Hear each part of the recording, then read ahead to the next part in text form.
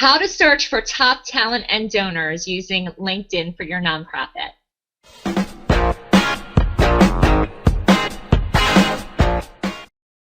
And welcome back again to LinkedIn to Lead Generation with Hannah Tai. And obviously, we're talking about nonprofits. We're in the midst of a 4-part series all about how LinkedIn is a powerful tool for nonprofits to tap into. Hannah, what are we talking about in today's episode? All right, well, today we're going to talk a little bit about how to use advanced search to really narrow down and find those board members, that pro bono consulting, and even some donors, for your nonprofit.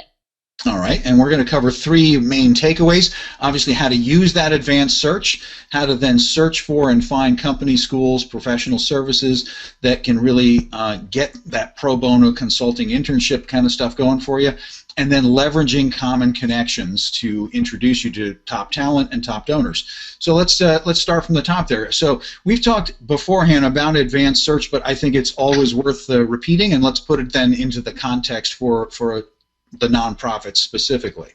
Okay, so LinkedIn is really focused on building, using volunteer experience to really build professional brands, okay, for the individual. So they really made things very nicely for people when they create their profile, for them to actually indicate whether or not they want to help out by either offering their pro bono consulting with some skills that they have, or actually becoming a board member. Okay, so you can really take advantage of that when you go to search. And what you would do is you would go to your advanced search option. Okay, so it's not like you can't just go to the regular search. You actually have to go to the advanced search. Click the little button that says advanced. Yeah. Yes. And then what you're going to do is you're going to put in those key factors of the things that you're looking for. So say you're creating, you're trying to come up with like a social media strategy to really get the word out, okay? So when you go to advanced search, there's different fields that you can fill out. And what you would do is you would put in, in the industry, you would put in marketing, let's say. And then maybe for some keywords, you would say, well, right now we have no idea how to do this stuff, so we need a strategy. So you would put in, social media strategy. Then you would put in the location, right? Because a lot of these nonprofits I'm thinking more local. So maybe, if you're Philadelphia, you put in Greater Philadelphia, right? And then at the bottom of that box, there's this little I call it the little magic box, where you can actually, I'm like, oh, this is so exciting. It actually, you can see like where you can click on that and you can say, I'm interested in people who have indicated that they're interested in pro bono consulting, or board members, or whatever. Okay. So it's great because then you click search, and all these people will come up that have already indicated that they are interested in donating either their time, as giving you those skill sets that they have, or even being one of your possible board members. So it's awesome.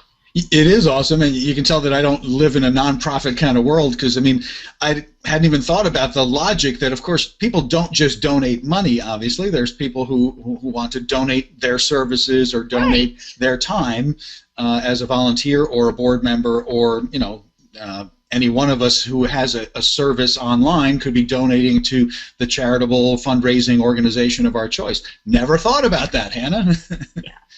And also did not know about the magic box at the bottom of the magic box, yes. I will look for the magic box. Yeah. All right, so let's move on to using that search function now to find companies, schools, professions, so that you can get that pro bono consulting. The people who are looking to donate that service, people who are looking to maybe even be an intern for your nonprofit. Yeah, so this is more for more of like an intern kind of long-term type thing. Okay. So maybe. You did that search, and for some totally bizarro reason, no one came up that you had any common connections with. So you decided to go, looking for a school or, a trade organization where they can donate those kinds of things. You can, actually then utilize those company searches, and same sort of thing. You could just type in the name of the trade organization, the name of the school, the name of whatever it is. And then you could find the title of the type of person that you would be looking to connect with, right, in order to facilitate that sort of thing. Sure, because it could be a real win-win. Obviously, you're approaching that person saying, "Hey, look, we need your skill set, and we're looking for someone who's willing to donate it." It's great promotion for you because you get to say that you're affiliated with our cause, and if there's kind of common ground there or common passions there, then obviously it might really feel like a win-win rather than a sales pitch, right? Right, and you really want to make sure when you're reaching out to these, companies, trade organizations, all these different things, that they have some sort of possible affiliation to it. So you want to really do your research with these sort of organizations and see if they have donated in the past or contributed to in the past to either your sort of charity or nonprofit, or again, have that local tie, or something, or again, if you're recruiting students, that you're looking for an internship that speaks specifically to something that the school offers that they're trying to highlight. So you really want to make sure that that commonality is there. So again, it's just a different way to go about, a different strategy to go about, searching for some talent and things. Excellent. And again, that's not really board members. It's more just reaching out to them for either donations of sponsorship or kind of this interns. Great, Hannah. So let's now move on and talk a little bit about how people can leverage these common connections and use that to get an introduction to top talent, to donors, to real resources. Sure. So again, the last episode we talked a little bit about how to use advanced search to really hone down and find people that can help our organization.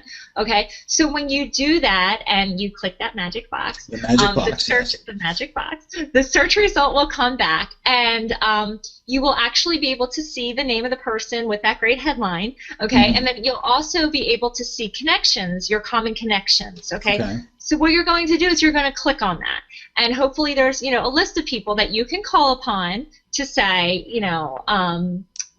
hey, I'd like an introduction to this person. And you want to make sure that you are reaching out to those common connections beforehand, because what can happen is sometimes you just pick the person on the top of the list and say, oh, I know this guy, I'm just going to reach out. And what happens is that you'll say, hey, Joe, Mark mentioned, or I was talking to Mark the other day, and I was mentioning this project we have going on. Love to talk about it with you. You seem like, you might be a great fit for this project. And he's like, Mark who?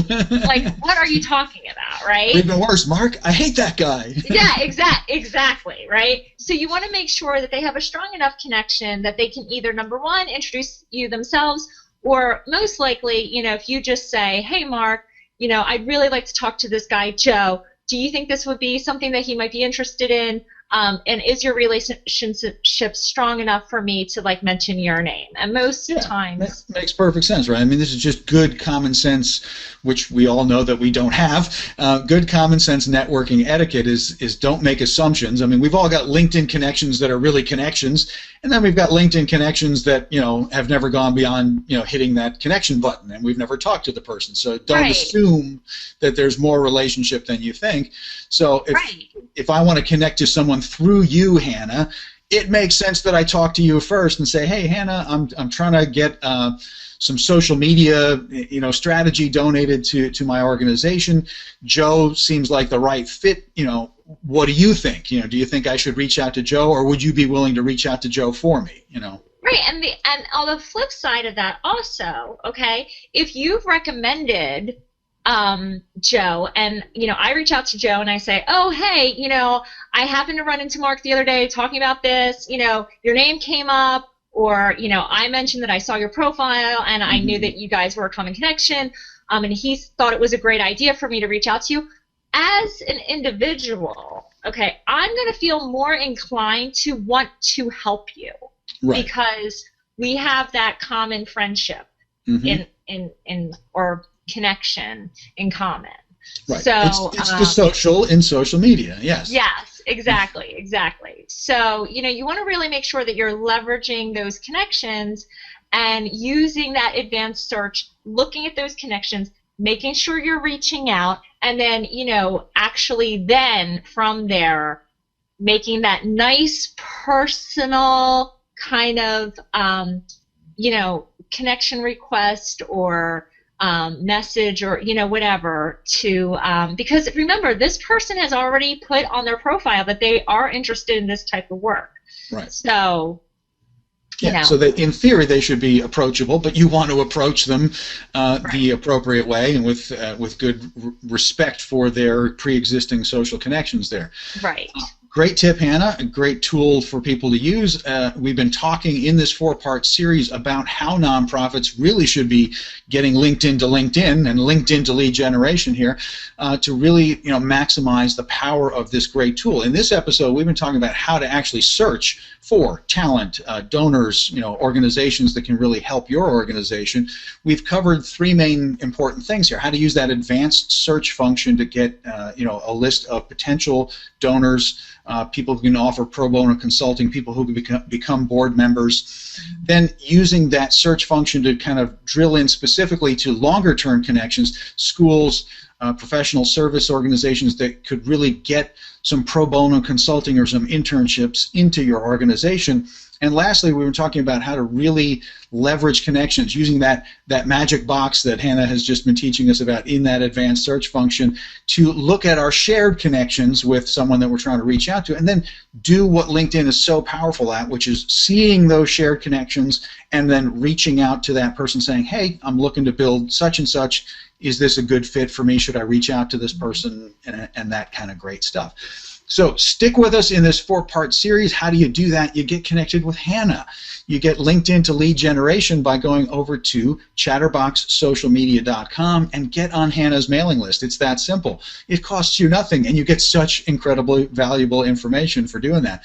You won't miss out on any of these 4 parts here, and there's tons more stuff that Hannah has built out on her blog. Lots of other great series that we've done together. So get connected. If you're in that nonprofit world, get connected with chatterboxsocialmedia.com and our lovely host, Hannah Tai. So Hannah, I'll see you on the next episode in this series. Thanks so much, Mark.